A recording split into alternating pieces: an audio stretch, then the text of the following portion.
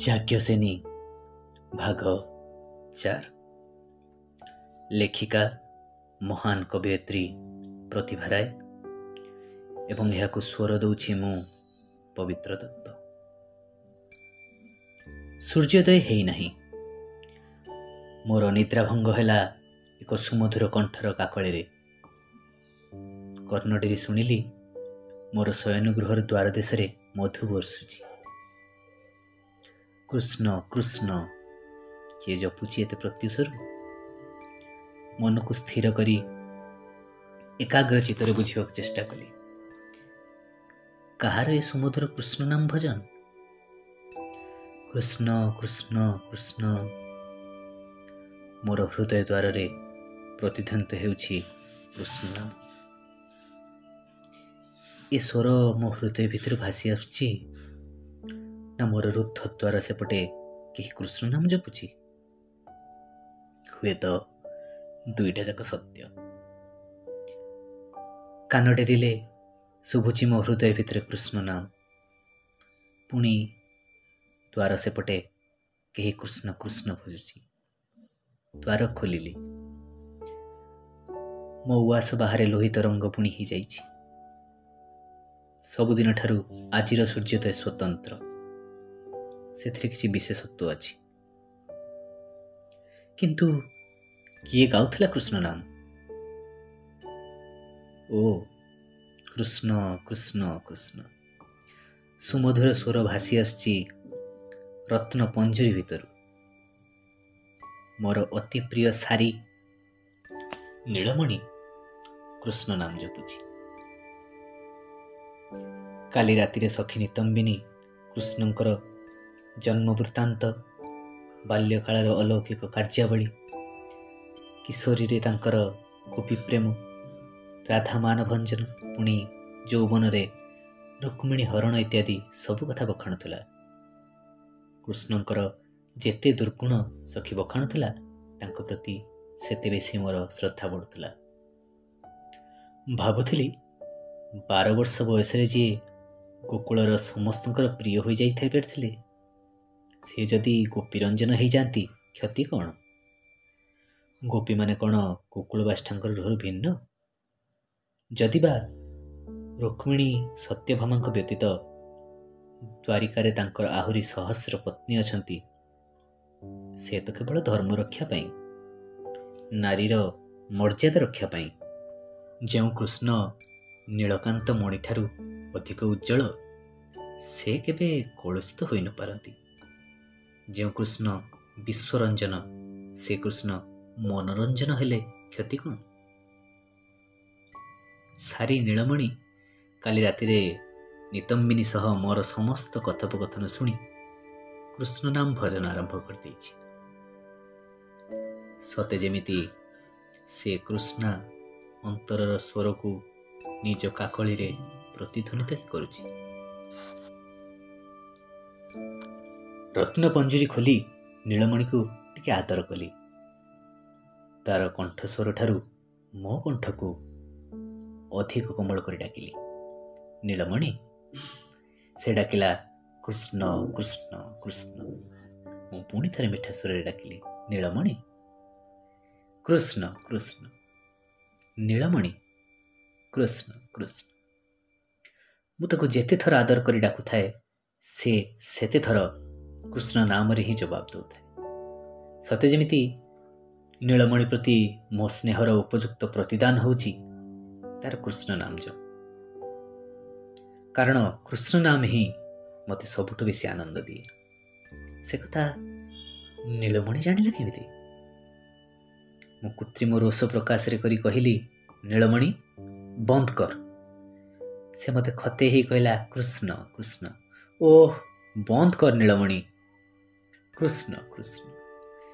ନୀଳମଣି ନୀଳମଣି। କୃଷ୍ଣ କୃଷ୍ଣ। ଓଃ ନୀଳମଣି, ମୋତେ ପାଗଳି କରିଦେବୁ ନା କ'ଣ? ଖିଲି ଖିଲି ହସ ପଛରୁ ଶୁଭୁଛି। ନୀଳମଣି ବି ହସୁଛି କଳକଳ ନାଦରେ। ସଖୀ ନିତମ୍ବିନୀ ପାଖରେ ହାଜର। ମୋର ଉନ୍ମୁକ୍ତ କବରୀକୁ ସଜାଡ଼ି ନେଉ ନେଉ ସେ କହିଲା, ସକାଳୁ କୃଷ୍ଣ ନାମ ଜପ କଲଣି? ସାରା ଦିନଟା ପୁଣି ପଡ଼ିଛି ଯେ। ମୁଁ ଚମକି ଚାହିଁଲି। ଚିଡ଼ି ଉଠି ଉତ୍ତର ଦେଲି, ମୁଁ ନୁହେଁ, ମୋରି ପ୍ରାଣର ପ୍ରିୟ ନୀଳମଣି ସକାଳୁ କୃଷ୍ଣ କୃଷ୍ଣ ବୋଲି ପାଣି ପିଉନି। ମୁଁ ତାକୁ ବାରଣ କରୁଥିଲି। ନିତମ୍ବିନୀ ନିତମ୍ବ ଦୋହଲାଇ ମୋ ସାମ୍ନାକୁ ଚାଲି ଆସିଲା। ମୋର ଚିବୁକ ଧରି ହଲାଇ ଦେଇ କହିଲା, ହଁ ଗୋ, ତମର ପ୍ରାଣର ନୀଳମଣି ତ ହେଉଛନ୍ତି କୃଷ୍ଣ।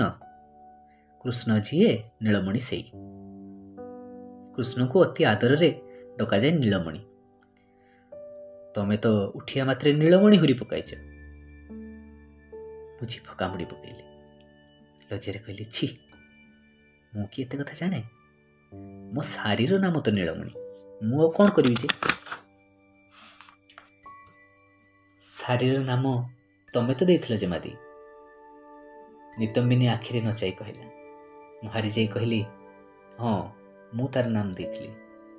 କିନ୍ତୁ କାହିଁକି ଯେ ଏ ନାମ ଭିତରୁ ନୀଳମଣି ନାମଟି ମୋତେ ଭଲ ଲାଗିଲା ମୁଁ ଜାଣିନି। ଯେଉଁଦିନ ମୋ ଶାରୀର ନାମକରଣ ଉତ୍ସବ ହେଲା, ସେଦିନ ରାଜକବି ଏତେ ଗୁଡ଼ାଏ ନାମ ତ ତାଲିକା କରି ଆଣିଥିଲେ। ଏହି ନାମଟିକୁ ମୋ କାନକୁ ଏତେ ମଧୁର ଶୁଭିଲା କାହିଁକି ମୁଁ ବୁଝିପାରୁନି। ସେମିତି ହୁଏ ଗୋ ଜେମା, ନହେଲେ ଏତେ ନାମ ଥାଉ ଥାଉ ତମ ନାମ କୃଷ୍ଣା ହୋଇଥାନ୍ତା କାହିଁକି? ହେଲେ ତମ ଗଳାରେ ନୀଳମଣି ଡାକଟି ଏତେ ମଧୁର ଯେ। ନିତମ୍ବିନୀକୁ ଚୁପ୍ କରି କହିଲି, ସତେ ଆଜି ନୂଆ କରି ଶୁଣିଲୁ।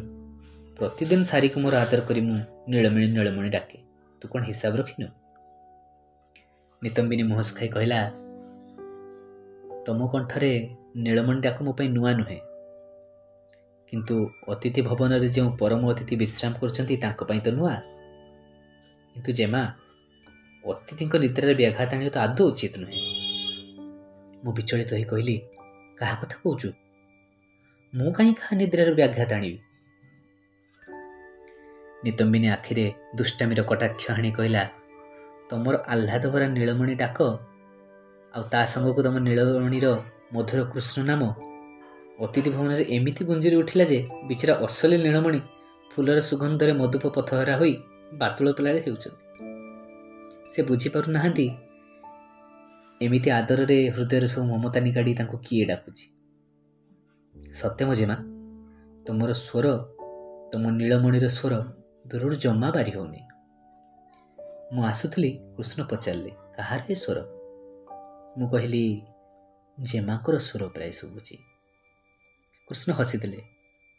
ସତ୍ୟ ମୋ ଜେମା, ସେ ହସ ଟିକକ ଦେଖିଲେ କେଉଁ ଦାମ୍ଭିକ ନାରୀ ଭଲା ଧୈର୍ଯ୍ୟ ଧରି ରହିବ? ତମେ ନ ଦେଖିଛ ଭଲ ହେଇଛି। ମୁଁ ଲାଜରେ ଝାଉଁଳି ଗଲି। କୃଷ୍ଣ କ'ଣ ଭାବିଥିବେ? ବିରକ୍ତ ହୋଇ କହିଲି, ମୁଁ ଯେ ମୋ ଶାରୀକୁ ଡାକୁଥିଲି ସେହି କଥା ବୁଝେଇଦେଲୁନି କାହିଁକି? ନିତମ୍ବିନୀ ମୃଦୁ ହସି କହିଲା, ମୋତେ ଯେ ସେତିକି ପଚାରିଲେ ମୁଁ ତାର ଉତ୍ତର ମାତ୍ର ଦେଲି। ଏତେ ବଡ଼ ଲୋକଙ୍କ ଉପରେ ପଡ଼ି ଏତେ କଥା କହିବାକୁ ମୋର କେମିତି ସାହସ ହବ? ଆସ୍ତେ ପଚାରିଲି, କୃଷ୍ଣ ଆଉ କ'ଣ ସବୁ ପଚାରିଲେ? ନିତମ୍ବିନୀ କହିଲା, କୃଷ୍ଣ କହିଲେ, ତମ ଜେମା କ'ଣ ରାତିରେ ଶୁଅନ୍ତି ନାହିଁ? ସୂର୍ଯ୍ୟୋଦୟ ହେଇନି ସେ ନୀଳମଣି ନୀଳମଣି ଭୋଜୁଛନ୍ତି। କଣ୍ଠସ୍ୱରରେ ଟିକ ଏବେ ଆଳସ୍ୟର ଚିହ୍ନ ନାହିଁ। ଭାରି ସୁନ୍ଦର ସ୍ୱର। ମୁଁ ଉପର ମୁହଁରେ ନିତମ୍ବିନୀକୁ ଚିଡ଼ିଲେ ବି ମନ ଭିତରେ ସ୍ୱପ୍ନର ମାୟା ନିବିଡ଼ ହୋଇ ଆସୁଥାଏ। ମୋତେ ବିଚିତ୍ର ପୁଲକରେ ଆଚ୍ଛନ୍ନ କରୁଥାଏ। ନିତମ୍ବିନୀ ମୋତେ ହଲାଇ ଦେଇ କହିଲା, କଥା ସରି ନାହିଁ, ଏତିକି ବେଳୁ ଚେତା ହରାଇ ଦେଲେ ଚଳିବନି। ମୋର ପ୍ରକୃତିସ୍ଥ ହେଲି। ନିତମ୍ବିନୀ ଓଠ ଚିପି ଚିପି ହସ କହିଲା, କୃଷ୍ଣ କହିଲେ, ତମ ଜେମା ମୋତେ ସ୍ମରଣ କରୁଛନ୍ତି ଜାଣି ଖୁସି ହେଲି। ତାଙ୍କୁ ମୋର ଧନ୍ୟବାଦ ଜଣାଇବ।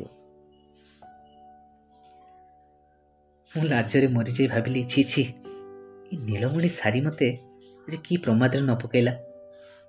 କୃଷ୍ଣକୁ କେମିତି ମୁହଁ ଦେଖେଇବି? ରାଗରେ ରତ୍ନପଞ୍ଜୁରୀ ଖୋଲିଦେଲି। ନୀଳମଣିକୁ ଉଡ଼ାଇଦେଲି ବାହାରକୁ। ଯା, ବାହାରି ଯା, ଏଥର ତୁ ମୁକ୍ତ, ମୁଁ ବି। ନୀଳମଣି ଘୁରି ଘୁରି ଉଡ଼ିଲା ମୋ ଅଗଣାରେ। କେତେଥର ଏମିତି ନୀଳମଣିକୁ ଉଡ଼ାଇ ଦେଇଛି। ସେ ଘୁରି ଘୁରି ଉଡ଼ି ବୁଲିଛି ମୋର ପଛେ ପଛେ, ପୁଣି ଆପେ ଆପେ ରତ୍ନପଞ୍ଜୁରୀ ମୁଣ୍ଡନ କରିଛି। ଭାବିଲି, ଏଥର ବି ସେ ସେମିତି କରିବ। କିନ୍ତୁ ନୀଳମଣି କିଛି ସମୟ ପରେ କୃଷ୍ଣ କୃଷ୍ଣ ଉଚ୍ଚାରଣ କରି ଦୂରକୁ ଉଡ଼ିଗଲା। ନୀଳ ଆକାଶରେ ମିଶିଗଲା ବିନ୍ଦୁଟିଏ ହେଇ। ଭାବିଲି ନୀଳମଣିଙ୍କର ମୋର କୃତ୍ରିମ ରାଗକୁ ରୋଷକୁ ବୁଝି ନ ପାରି ଦଗା ଦେଇ ବଣକୁ ଚାଲିଗଲା। ନୀଳମଣି ବିନା ମୋ ଦିନ କଟିବ କେମିତି? କିଏ ମୋତେ ମୋର ମନ କଥା ଶୁଣାଇବ? ନୀଳମଣି ମୋର ଦ୍ୱନ୍ଦ୍ୱକୁ ବୁଝିପାରିଲାନି ବୋଧେ, କିନ୍ତୁ ନିତମ୍ବିନୀ ମୋର ଦ୍ୱନ୍ଦ୍ୱ ବୁଝିପାରି ବୋଧ ଦେଲା। କହିଲା, ଜେମା ବ୍ୟସ୍ତ ହୁଅନି, ନୀଳମଣି ଯାହାର ନାମ ସେ କେବେ ଦଗା ଦିଏନି। ନୀଳମଣି ତୁମକୁ ଡରାଇବା ପାଇଁ ଟିକେ ଦୂରକୁ ଉଡ଼ି ଯାଇଛି, ନଚେତ୍ କେଉଁଠି ବା ସାଥୀର ସନ୍ଧାନରେ ଯାଇଛି। ସାଥୀ ମିଳିଗଲେ ରତ୍ନପଞ୍ଜୁରୀର ମୋହ ତୁଚ୍ଛ ହୋଇଯାଏ। ଯେମିତି ସାଥୀର ଭାବନାରେ ରତ୍ନ ପଲଙ୍କରେ ବି ନିଦ ଆସେ ନାହିଁ। ଜେମା, ତୁମେ ରାତିରେ ଜମା ଶୋଇନାହ ପରା? ଆଖି ଦୁଇଟାରେ ଗତ ରାତିର ସ୍ୱପ୍ନ ଏତେବେଳେ ଯାଏଁ ଭାସୁଛି। ସୁନିଦ୍ରା ନହେଲେ ମଣିଷ ସ୍ୱପ୍ନ ଦେଖେ ନା କ'ଣ? ନିତମ୍ବିନୀ ପଣତକାନି କାମୁଡ଼ି ଦୁଷ୍ଟ ବାଳିକା ଭଳି ହସିଲା। ନିତମ୍ବିନୀ ଚତୁରୀ, କଥାକୁ କୋଉଠି ନେଇ କୋଉଠି ପହଞ୍ଚାଇ ଦିଏ ସେ କଥା ମୁଁ ଜାଣେ। ଆଜି କିନ୍ତୁ ତାର ଚତୁର କୌଶଳକୁ ମୁଁ ଉପଭୋଗ କରିପାରିଲି ନାହିଁ। ନୀଳମଣିର ଚିନ୍ତାରେ ମୁଁ ବିଷଣ୍ଣ ହୋଇ ପଡ଼ିଥାଏ। ଏତିକି ବେଳେ ନୀଳମଣି କାହୁଁ ଉଡ଼ି ଆସି ମୋ କାନ୍ଧରେ ବସିଲା। ଥଣ୍ଟରେ କ'ଣ ଖଣ୍ଡେ ଧରିଥାଏ। ମୋ କବରୀରେ ତାକୁ ଖୋସିଦେଲା। ମୋ କାନ ପାଖରେ ଗାଇଲା, କୃଷ୍ଣା କୃଷ୍ଣା କୃଷ୍ଣା। ନିତମ୍ବିନୀ ବିସ୍ମିତା ହୋଇ ଚାହିଁଥାଏ ମୋ କବରୀକୁ। ଏଥିରେ ବିସ୍ମିତ ହେବାର କ'ଣ ଅଛି? ମୋ ଅଭିମାନ ଭାଙ୍ଗିବା ପାଇଁ ନୀଳମଣି ତ ଏ କିଛି ନୂଆ କାଣ୍ଡ ନୁହେଁ। ସବୁଥରକ ସେ ଫୁଲ କେଣ୍ଡାଏ ଚଞ୍ଚୁରେ ଧରି ଆସେ, ଆମ ଗଭାରେ ଖୋସି ଦିଏ। କିନ୍ତୁ କେବେ ତ ସେ ମୋତେ କୃଷ୍ଣା ଡାକେନି, ମୋତେ ସେ ଡାକେ ଜେମା। ସବୁଥରକ ମୋ କାନ ପାଖରେ ଆସି କହେ, ଜେମା ଜେମା ଜେମା ରାଗିଛ, ଜେମା ରାଗିଛ, ରାଗିଛ ରାଗିଛ। ନିତମ୍ବିନୀ ଏମିତି ଦୋହରେଇ ଦୋହରେଇ ମୋତେ ପଚାରେ। ନୀଳମଣି ତାରିଠୁ ଶିଖିଛି, କିନ୍ତୁ ଆଜି ସେ କୃଷ୍ଣାଟକ ଶିଖିଲା କୋଉଠୁ? ମୁଁ ନୀଳମଣିକୁ ଧରିଲି। ତାକୁ କିଛି କହିବାକୁ ଯାଉଛି, ନିତମ୍ବିନୀ କହିଲା, ଜେମା କୃଷ୍ଣଙ୍କ କାଣ୍ଡ ଦେଖିଲ ତ? କୃଷ୍ଣ କ'ଣ କଲେ? ନୀଳମଣିକୁ କୃଷ୍ଣ ନାମ ଭଜନ ଶିଖାଇଲେ। କେମିତି? ତମେ ଏଣେ କୃଷ୍ଣ କୃଷ୍ଣ ହଉଛ, ସେ ତେଣେ କୃଷ୍ଣା କୃଷ୍ଣା ହଉଛନ୍ତି। ନୀଳମଣି ତାଙ୍କରି ପାଖରୁ ଶୁଣି ଆସି କୃଷ୍ଣା କୃଷ୍ଣା କହୁଛି। ମୁଁ ନିତମ୍ବିନୀର ଆଗଚଲା କଥା ପାଇଁ ବେଳେବେଳେ ଚିଡ଼େ। ଆଜି ବି ଚିଡ଼ିଗଲି। କହିଲି, ନୀଳମଣି କୃଷ୍ଣଙ୍କ ପାଖକୁ ଯାଇଥିଲା ବୋଲି କ'ଣ ପ୍ରମାଣ? ଏଇ ତମ ଗଭାର ଅଗୁରୁ ଚନ୍ଦନ ସୁରଭିତ ମୟୂରଚନ୍ଦ୍ରିକା। ଏମିତି କହି ନିତମ୍ବିନୀ ମୋ ଗଭାରୁ ମୟୂରଚନ୍ଦ୍ରିକାଟି କାଢ଼ି ଆଣିଲା। ମୋ ନାକ ପାଖରେ ହଲାଇ ଦେଇ ମୋ ଗଣ୍ଡରେ ଛୁଆଇଁ ଦେଇ କହିଲା, ଏଥର ବୁଝିଲ ତ? ମୁଁ ପୁଲକିତା ବିସ୍ମିତା ହୋଇ ଛିଡ଼ା ହୋଇଥାଏ। ପ୍ରକୃତରେ ଏ ମୟୂରଚନ୍ଦ୍ରିକା ଆମର ପୋଷା ମୟୂରମାନଙ୍କ ଭିତରୁ କାହାରି ନୁହେଁ। ଏ ଚନ୍ଦ୍ରିକା ନୀଳ, ସନ୍ଧ୍ୟା ଆକାଶର ମେଘ ପରି ଘନ, ସୁନ୍ଦର, ବିସ୍ତୃତ। ଅଗୁରୁ ଚନ୍ଦନର ବାସ୍ନା ମଧ୍ୟ କୋଉଠୁ ଆସିବ ଏ ମୟୂରଚନ୍ଦ୍ରିକା ଦେହରୁ? କୃଷ୍ଣ କ'ଣ ତେବେ ସତରେ ମୋ ନାମ ସ୍ମରଣ କରୁଥିଲେ? ମୁଁ ତାଙ୍କର କିଏ? ଦ୍ୱାରିକାରେ ଅଛନ୍ତି ତାଙ୍କ ପ୍ରାଣପ୍ରିୟା ପତ୍ନୀ ଅଷ୍ଟପାଟବଂଶୀ ସତ୍ୟଭାମା, ରୁକ୍ମିଣୀ, ଆହୁରି କେତେ କିଏ। ମୁଁ ତ ଛାର ଶ୍ୟାମାଙ୍ଗିନୀ କୃଷ୍ଣ। ମୋତେ କାହିଁକି ସେ ମନରେ ସ୍ଥାନ ଦେବେ? ମୁଁ ତାଙ୍କଠାରେ ଅର୍ପିତା, ସେଥିପାଇଁ ମୁଁ ତାଙ୍କୁ ଝୁରୁଛି। ସେ କାହିଁକି ମୋତେ ଝୁରିବେ? ଦେବତାର ପାଦ ତଳେ ପ୍ରତିଦିନ କେତେ ଫୁଲ ଚଢ଼ା ହୁଏ। ଦେବତା କ'ଣ ତାର ହିସାବ ରଖନ୍ତି? ଗଳାର ଫୁଲ ହିଁ ଦେବତାଙ୍କ ଶୋଭା ବଢ଼ାଏ। ସେ ତାର ସୁରଭି ଆଘ୍ରାଣ କରନ୍ତି। ପାଦଲଗା ଫୁଲ ତ ଭୂଇଁରେ ଲୋଟୁଥାଏ। ମୁଁ ଏମିତି ଭାବୁଛି, ପିତାଙ୍କ ପାଖରୁ ନିର୍ଦ୍ଦେଶ ଆସିଲା, କୃଷ୍ଣ ଦର୍ଶନ ପାଇଁ ପ୍ରସ୍ତୁତ ହୁଅ। ଆଶୀର୍ବାଦ ଦେଇ କୃଷ୍ଣ ଦ୍ୱାରିକା ଫେରିଯିବେ। ମୁଁ ପ୍ରସ୍ତୁତ ହେଲି। କୃଷ୍ଣଙ୍କ ପାଇଁ ବାଛି ବାଛି ବଗିଚାର ସବୁଠୁ ସୁନ୍ଦର ଫୁଲ ତୋଳି ଆଣି ମାଳା ତିଆରି କଲି। ଫୁଲମାଳା ଦେଇ ତାଙ୍କର ବନ୍ଦନା କରିବା ପାଇଁ ପିତାଙ୍କର ନିର୍ଦ୍ଦେଶ। ଲଜ୍ଜା କଲେ ଚଳିବ ନାହିଁ। ପିତା ବିରକ୍ତ ହେବେ, ମୁଁ ଜାଣେ।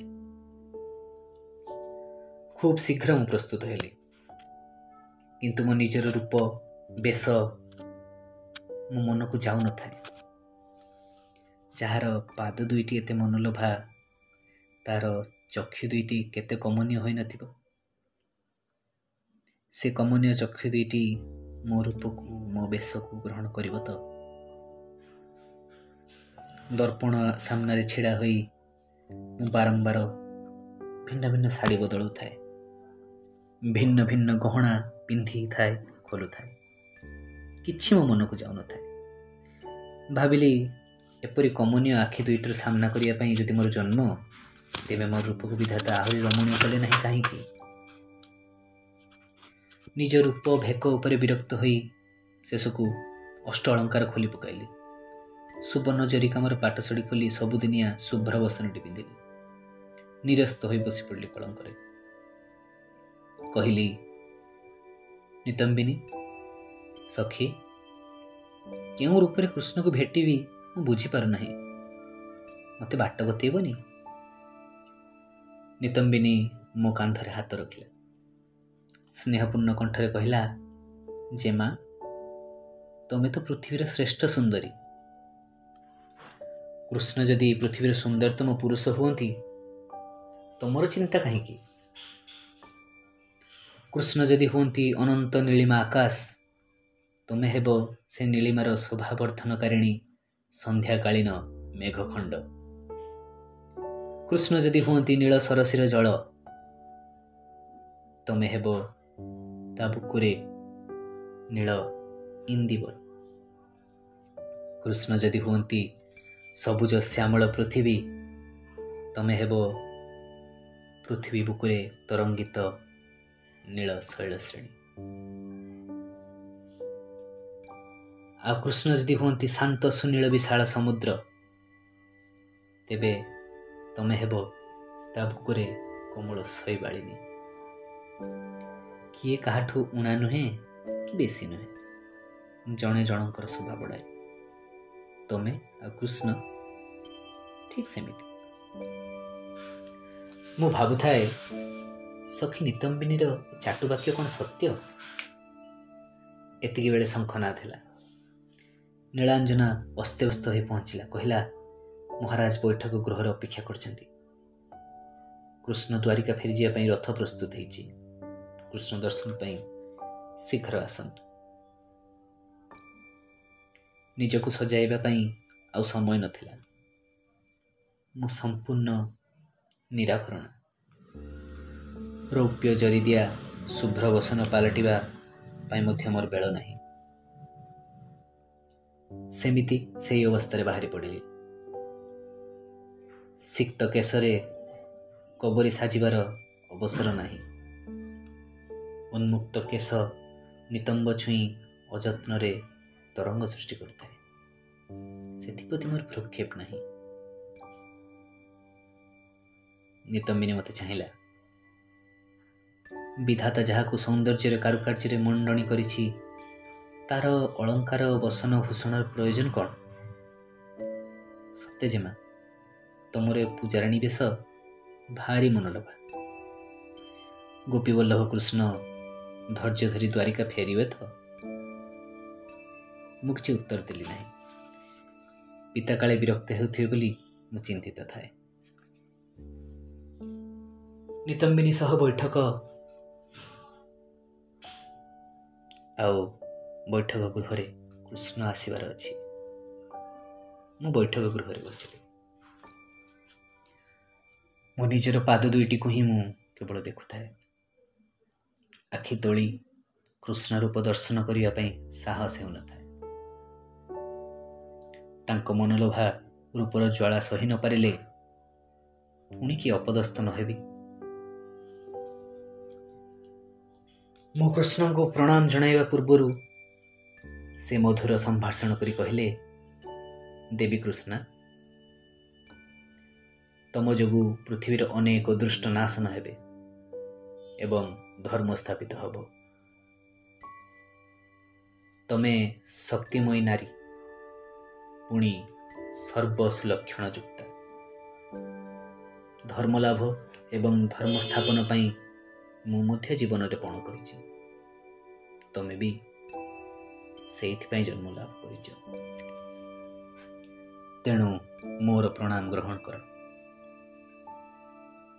ପିତା ଆଗ୍ରହରେ କହିଲେ, ସେଇଥିପାଇଁ ତ କେବଳ ମୁଁ କୃଷ୍ଣାଙ୍କୁ କୃଷ୍ଣଙ୍କ ପାଦରେ ଅର୍ପଣ କରିଦେଇଛି। କୃଷ୍ଣର ନାମକରଣ ସମୟରୁ ହିଁ ସେ କୃଷ୍ଣଙ୍କ ପାଦ ତଳେ ସମର୍ପିତା। ହେ କୃଷ୍ଣ, କୃଷ୍ଣକୁ ପାଦ ପଦ୍ମରେ ସ୍ଥାନ ଦେଇ ମୋତେ କୃତାର୍ଥ କରନ୍ତୁ। ମୁଁ ନତମୁଖ ହୋଇ କୃଷ୍ଣଙ୍କ ନୀଳକମଳରେ ପାଦ ଦୁଇଟି ଉପରେ ରଖି ଦୃଷ୍ଟି ହଜାଇ ଦେଇଥାଏ। ଆଉ ଅଳ୍ପ କେତୋଟି ମୁହୂର୍ତ୍ତରେ ମୁଁ ସେ ପାଦ ତଳେ ନିଜକୁ ସମର୍ପି ଦେଇଥାନ୍ତି। କୃଷ୍ଣ ତାଙ୍କର ପାଦ ଦୁଇଟିକୁ ଘୁଞ୍ଚାଇ ନେଲେ। ଶାନ୍ତ ମଧୁର ସ୍ୱରରେ କହିଲେ, ରାଜା ଦ୍ରୁପଦ, ଦେବୀ କୃଷ୍ଣା ସାଧାରଣ ନାରୀ ନୁହନ୍ତି। ତାଙ୍କ ପାଇଁ ସ୍ୱୟଂବରର ଆୟୋଜନ କରାନ୍ତୁ। ଆର୍ଯ୍ୟାବର୍ତ୍ତର ଶ୍ରେଷ୍ଠ ବୀର ହିଁ କୃଷ୍ଣାଙ୍କର ଯୋଗ୍ୟତମ ପୁରୁଷ। କାହାରି ପାଦ ତଳେ ଉପଯାଚିକା ଭାବେ କୃଷ୍ଣାଙ୍କୁ ସମର୍ପି ଦେବା ଦ୍ୱାରା ତାଙ୍କର ଅପମାନ ହେଉଛି। କୃଷ୍ଣଙ୍କର ଯୋଗ୍ୟତମ ପୁରୁଷ ଭାବରେ ଯିଏ ନିଜକୁ ପ୍ରମାଣ କରିପାରିବ, ସେଇ କେବଳ କୃଷ୍ଣଙ୍କର ପାଣି ଗ୍ରହଣ ପାଇଁ ଉପଯୁକ୍ତ ହେବ। ପିତା ବ୍ୟାକୁଳ କଣ୍ଠରେ କହିଲେ, ହେ କୃଷ୍ଣ, ଆର୍ଯ୍ୟାବର୍ତ୍ତର ଶ୍ରେଷ୍ଠ ବୀର ଆପଣଙ୍କ ଛଡ଼ା ଆଉ କିଏ ହୋଇପାରେ? କୃଷ୍ଣ ଯେଉଁଠି ମନୋମତ ପୁରୁଷ, ସେଠାରେ ସ୍ୱୟଂବରର ଅଯଥା ଆୟୋଜନ କାହିଁକି? ଆପଣ ଥାଉ ଥାଉ ସ୍ୱୟଂବରରେ କୃଷ୍ଣଙ୍କୁ କିଣି ନେବାର ଶକ୍ତି କାହା ପାଖରେ ଅଛି? ଅଛି। ସେ ଶକ୍ତି କୃଷ୍ଣ ବ୍ୟତୀତ ଆଉ ଜଣଙ୍କର ଅଛି। ତେଣୁ ସ୍ୱୟଂବର ବ୍ୟତୀତରେ କୃଷ୍ଣଙ୍କର ପାଣି ଗ୍ରହଣ ଅଧିକାର କାହାରି ନାହିଁ। ଏତିକି କହି ମନ୍ଦ ମଧୁର ଠାଣିରେ ମୃଦୁ ମୃଦୁ ହସିଲେ। ତାଙ୍କର ସେହି ହସ କୌଣସି ବି ହୃଦୟକୁ ମନ୍ଥନ କରି ସେଥିରେ ସଞ୍ଚିତ ସମସ୍ତ ଅମୃତକୁ ଲୁଟି ନେବା ପାଇଁ ଯେମିତି ଅଭିପ୍ରେତ। ସଖୀ ମୋତେ ଇଙ୍ଗିତ କରୁଥାଏ ମୋ ହାତରେ ଥିବା ବନମାଳିଟିକୁ କୃଷ୍ଣଙ୍କ ଗଳାରେ ଲମ୍ବାଇ ଦେବା ପାଇଁ। ସେ କଥା ମୁଁ ମଧ୍ୟ ଚାହୁଁଥାଏ, ଅଥଚ ପାରୁନଥାଏ। କୃଷ୍ଣ ପ୍ରେମରେ ମୁଁ ଉନ୍ମୁକ୍ତ ବିବଶ ହୋଇଯାଇଥାଏ। ଠିକ୍ ସେତିକି ବେଳେ ପିତା ପ୍ରଶ୍ନ କଲେ, ସେ କିଏ? କ'ଣ ତାର ପରିଚୟ? କୃଷ୍ଣଙ୍କ ଛଡ଼ା ଯିଏ ମୋର ପ୍ରାଣପ୍ରିୟ କୃଷ୍ଣର ଯୋଗ୍ୟ, ସେ କିଏ? କୃଷ୍ଣ ଅତ୍ୟନ୍ତ ସ୍ନେହପୂର୍ଣ୍ଣ ଗଳାରେ କହିଲେ, ହରି, ହର, ବ୍ରହ୍ମା ଓ ଇନ୍ଦ୍ରଙ୍କର ଶକ୍ତି ନେଇ ପୃଥିବୀରେ ଜଣେ ମହାପୁରୁଷଙ୍କର ଜନ୍ମ ହୋଇଛି। ସେ ମଧ୍ୟମ ପାଣ୍ଡବ ଅର୍ଜୁନ, ମୋର ପିଉସୀଙ୍କ ପୁତ୍ର। ବୟସରେ ମୋ ଠାରୁ ଠିକ୍ ବର୍ଷେ ସାନ। ଖାଲି ସେତିକି ନୁହେଁ, ମୋର ଏବଂ ଅର୍ଜୁନର ପିତୃବଂଶ ମଧ୍ୟ ଏକ। ପୁଣି ଅର୍ଜୁନ ମୋରି କଳା ନେଇ ଜନ୍ମ। ଚନ୍ଦ୍ରବଂଶୀ ରାଜା ଯଜାତିଙ୍କ ଔରସରେ ଶୁକ୍ରାଚାର୍ଯ୍ୟଙ୍କ କନ୍ୟା ଦେବଯାନୀଙ୍କ ଗର୍ଭରୁ ଯଦୁଙ୍କର ଜନ୍ମ। ସେ ମୋର ପିତୃପୁରୁଷ। ଯଦାତିଙ୍କ ଦ୍ୱିତୀୟ ପତ୍ନୀ ଦୈତ୍ୟରାଜ ବୃଷପ୍ରଭାଙ୍କର କନ୍ୟା ଶର୍ମିଷ୍ଠାଙ୍କ ଗର୍ଭରୁ ଜାତ ହୋଇଥିଲେ ପୁରୁ। ସେ କୌରବ ଏବଂ ପାଣ୍ଡବମାନଙ୍କର ପିତୃପୁରୁଷ। ହେ ରାଜା, ଅର୍ଜୁନର ବୀରତ୍ୱକୁ ତୁମେ ଅବିଦିତ ନୁହେଁ। ସେ ଥାଉ ଥାଉ କୃଷ୍ଣଙ୍କର ଯୋଗ୍ୟ ପୁରୁଷ ମୁଁ ହୋଇନପାରେ। ଅର୍ଜୁନ କେବଳ ମୋର ସାନ ଭାଇ ନୁହେଁ, ସେ ମୋର ଅନ୍ତରଙ୍ଗ ବନ୍ଧୁ, ପ୍ରିୟ ସଖା। ଆମ ଶରୀର ମାତ୍ର ଭିନ୍ନ, ହେଲେ ଆତ୍ମା ଅଭିନ୍ନ। ଅର୍ଜୁନ ପରି ତ୍ରିଭୁବନ ବୀରପୁରୁଷକୁ ଜାମାତା ରୂପରେ ପାଇଲେ ସେ ନିଶ୍ଚୟ ଯଶସ୍ୱୀ ହେବ ଏବଂ ତମର ପ୍ରତିଜ୍ଞା ପୂରଣ ହେବ, ଏଥିରେ ସନ୍ଦେହ ନାହିଁ। ପିତା ଉତ୍ଫୁଲ୍ଲ ହେଲେ। ଯେଉଁ ବୀରପୁରୁଷ ଦିନେ ଗୁରୁ ଦ୍ରୋଣାଚାର୍ଯ୍ୟଙ୍କ ଆଦେଶରେ ପିତାଙ୍କୁ ବନ୍ଦୀ କରି ନେଇଥିଲେ, ସେଇ ହେବେ ପୁଣି ତାଙ୍କର ଜାମାତା। ତାଙ୍କରି ବାହୁବଳରେ ଦ୍ରୋଣାଚାର୍ଯ୍ୟଙ୍କର ଅହଙ୍କାର ଚୂର୍ଣ୍ଣ ହେବ। ଜାମାତା ହସ୍ତେ ନିସ୍ତ ଅପମାନର ପ୍ରତିଶୋଧ ନେଇ ନିଜକୁ ଗର୍ବିତ କରିବେ ରାଜା ଦ୍ରୁପଦ। ଯେଉଁ ବୀରପୁରୁଷଙ୍କୁ ଛାତ୍ର ଭାବରେ ପାଇଛନ୍ତି ବୋଲି ଦ୍ରୋଣଙ୍କର ଏତେ ଗର୍ବ, ସେଇ ଯେତେବେଳେ ହେବେ ରାଜା ଦ୍ରୁପଦର ଜାମାତା, ସେତେବେଳେ ଦ୍ରୋଣାଚାର୍ଯ୍ୟଙ୍କ ଆଗରେ ଗର୍ବରେ ମସ୍ତକ ଉନ୍ନତ କରି ସେ ଠିଆ ହେବେ। କହିବେ, ଦ୍ରୋଣ, ଆଜି ପର୍ଯ୍ୟନ୍ତ ମୋରି ଜାମାତା ଭାବରେ ଉପଯୁକ୍ତ କରିବା ପାଇଁ ତୁ ଅର୍ଜୁନକୁ ଶ୍ରେଷ୍ଠ ବୀର କରି ଗଢ଼ିଥିଲୁ। ତୋର ସର୍ବଶ୍ରେଷ୍ଠ ଛାତ୍ର ମୋର ଜାମାତା ହେବ, ଏକଥା ଜାଣିଥିଲେ ତୁ ବୋଧ ହୁଏ ତାକୁ ସମସ୍ତ ଯୁଦ୍ଧ କୌଶଳର ଶିକ୍ଷା ଦେଇନଥାନ୍ତୁ। ବର୍ତ୍ତମାନ ମୋର ଜାମାତା ତୋତେ ପରାସ୍ତ କରିପାରେ, ତେଣୁ ତୁ ମୋର ଚିର ଶରଣାପନ୍ନ ହୋଇ ରହିବା ଉଚିତ। ପିତାଙ୍କର ଭାବନା ତାଙ୍କ ମୁଖରେ ଉଜ୍ଜଳି ଉଠୁଥିଲା। କୃଷ୍ଣ ହୁଅନ୍ତୁ ବା ଅର୍ଜୁନ ହୁଅନ୍ତୁ, ତାଙ୍କର ଜାମାତା ବୀରଶ୍ରେଷ୍ଠ ହେବା ଆବଶ୍ୟକ। ଦ୍ରୋଣଙ୍କର ଅପମାନର ପ୍ରତିଶୋଧ ନେବା ପାଇଁ ଉପଯୁକ୍ତ ଜାମାତା ଯଦି ଅର୍ଜୁନ ହିଁ ହୁଅନ୍ତି, ତେବେ ତାଙ୍କର ଆପତ୍ତି କରିବାର କ'ଣ ଅଛି? କିନ୍ତୁ ମୁଁ କ'ଣ କରିବି? ଯେଉଁ ବନମାଳଟି ଶ୍ରୀକୃଷ୍ଣଙ୍କ ଗଳାରେ ଦେବି ବୋଲି ସକାଳୁ ବସି ପବିତ୍ର ହୃଦୟରେ ଗୁଣୁଥିଲି, ତାକୁ ଅର୍ଜୁନଙ୍କୁ ଦେବାକୁ ହେବ। ତାହା ପୁଣି କୃଷ୍ଣଙ୍କ ଇଚ୍ଛାରେ। ମୋର ନିଜର କିଛି ଇଚ୍ଛା ନାହିଁ, ଆଶା ନାହିଁ, ଆକାଂକ୍ଷା ନାହିଁ, କାରଣ ମୁଁ ଯଜ୍ଞ ହୋମରୁ ସମ୍ଭୂତା ଯାଜ୍ଞସେନୀ। ମୋର ଜନ୍ମ, ଜୀବନ ଏବଂ ମରଣ ଆଉ କାହାର ନିର୍ଦ୍ଦେଶରେ ପରିଚାଳିତ। ମୁଁ କାହିଁକି ଆସିଛି, କାହିଁକି ବଞ୍ଚି ରହିବି, କାହିଁକି ମୃତ୍ୟୁ ଲଭିବି, ତାର ଉଦ୍ଦେଶ୍ୟ ମୁଁ ନିଜେ ଜାଣିନି। ଅଜ୍ଞାନତା ହିଁ ମୋର ସମ୍ବଳ। ମୋର ବିଷନ୍ନ ଚିନ୍ତିତ ମୁଖକୁ ଚାହିଁ କୃଷ୍ଣ ମଧୁର ସ୍ୱରରେ କହିଲେ, ଦେବୀ ଦ୍ରୌପଦୀ, ପିତାଙ୍କର ଶତ୍ରୁ ନାଶନ ପାଇଁ ତମର ଜନ୍ମ। କେବଳ ପିତାଙ୍କର ଶତ୍ରୁ ନୁହେଁ, ଏ ପୃଥିବୀର ଦୁରାଚାରୀମାନଙ୍କର ବିନାଶ ପାଇଁ ମଧ୍ୟ ତମେ ଜନ୍ମ ଲାଭ କରିଛ। ବାହ୍ୟ ଶତ୍ରୁକୁ ଜୟ କରିବାକୁ ହେଲେ ପ୍ରଥମେ ନିଜର ଆଭ୍ୟନ୍ତରୀଣ ଶତ୍ରୁ ଅର୍ଥାତ୍ ନିଜର ଇନ୍ଦ୍ରିୟମାନଙ୍କୁ ଜୟ କରିବାକୁ ହେବ। ତମର କାମନା, ବାସନା, ମନ, ହୃଦୟ, ବୌଦ୍ଧିକ ବିଚାରକୁ ଧର୍ମ ସମ୍ପାଦନରେ ଉଦ୍ଦେଶ୍ୟରେ ଉତ୍ସର୍ଗ କରିଦିଅ। ମହତ୍ତର ସ୍ୱାର୍ଥ ପାଇଁ କ୍ଷୁଦ୍ରତର ବିଚାରକୁ ଓ ସ୍ୱାର୍ଥକୁ ବଳି ଦିଆଯାଇପାରେ। ତାହା ହିଁ ଜୀବନର ମହାନୀୟତା ପ୍ରତିପାଦନ କରେ। ମୁଁ ଭାବିଲି କୃଷ୍ଣ ହିଁ ଧର୍ମ ପ୍ରବର୍ତ୍ତକ। ସେଇ ମୁହୂର୍ତ୍ତରେ ମୁଁ କୃଷ୍ଣଙ୍କ ପାଖରେ ନିଜକୁ ଉତ୍ସର୍ଗ କରିଦେଲି ଏବଂ ମନେ ମନେ କୃଷ୍ଣଙ୍କୁ ଜଣାଇଲି, ହେ କୃଷ୍ଣ, ମୋର କର୍ମ ଯଦି ମୋର ନୁହେଁ, ମୋର କର୍ମ ଫଳ ଯଦି ମୋର ନୁହେଁ, ମୁଁ କିଛି ଜାଣି ନାହିଁ। ମହତ୍ତର ସ୍ୱାର୍ଥ ପାଇଁ ଯାହା ନିର୍ଦ୍ଦେଶ ଆସିବ ତାକୁ ହିଁ ମାନିବି। କିନ୍ତୁ ମୁଁ ତ ମର୍ତ୍ତ୍ୟର ଛାର ମାନବୀ। କାମ, କ୍ରୋଧ, ଲୋଭ, ମୋହକୁ ଜୟ କରିବାର ଶକ୍ତି ମୋର କାହିଁ?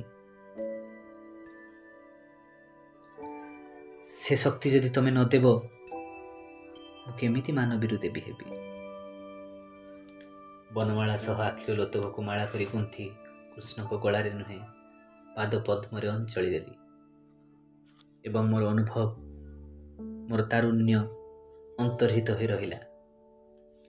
ମୁଁ ଅଜ୍ଞାନ ଶିଶୁ ପାଲଟି ଯାଇଛି। ମୋର ଶୈଶବ ଅନୁଭୂତି ହୋଇ କେବେ ବି ରହିନଥିଲା। ତରୁଣ ଦେହ ନେଇ ମୁଁ ଜନ୍ମ ଲଭିଥିଲି।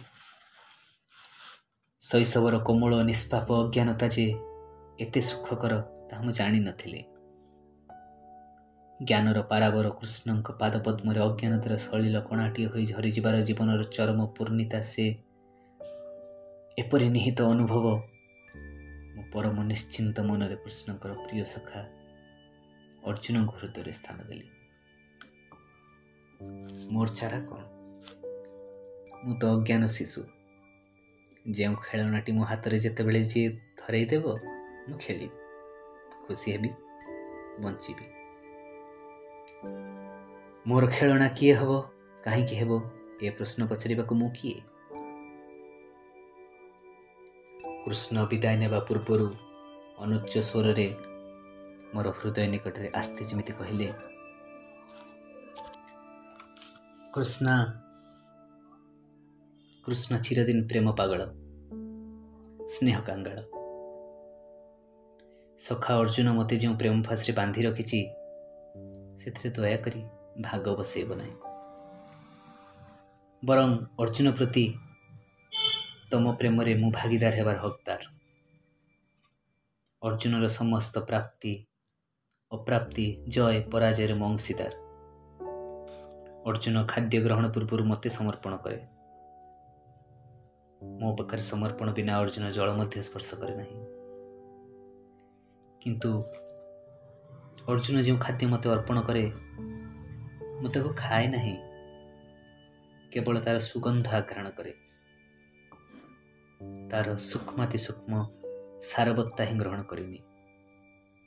ठीक सेमिति तमे अर्जुन रहिले मध्य सूक्ष्माति सूक्ष्म देहातीत तुमर सत्ता सह मोर अदृश्य संपर्क चिरंतन शाश्वत, एक कथा भूलिब नहीं।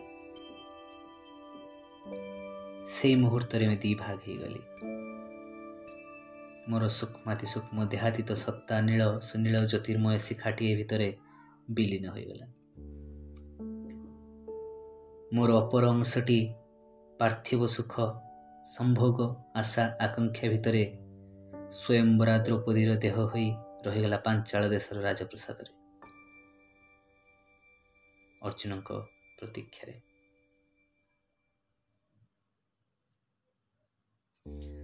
आ मोर अपर अंशटी पार्थिव सुख संभोग आशा आकांक्षा भितर रहिला। केड़े विचित्र सते ए मनिषर मन, केते कथा विस्मरी जाए पुणी आ केते कथा अलिभा अक्षर रे लिखि रखे ता देहरे। मु भूली गली जे मो पिता प्रथमे मते कृष्ण को पादरे समर्पण करथिले बोली। मु वर्तमान वीरश्रेष्ठ अर्जुन को कल्पना बुड़ी गली। से केमिति ठीक कृष्ण को परी ना से हेउचंती अन्य एक कृष्ण। तान होइथिले से केमिति कृष्णर मनोनीत पुरुष होई परिबे? किए हेउचंती अर्जुन, किपरि से कृष्णंकर मनोनीत पुरुष होई परिबे? ए विषय रे जानिबा भाग 5 रे। श्रोता बंधु, जदि आपनकु एही पुस्तकर स्वर भल लागु थाए तेबे एही चैनल को लाइक शेयर एवं सब्सक्राइब करिवे। धन्यवाद। पुणी थरे कथा हेबा आगामी अध्याय।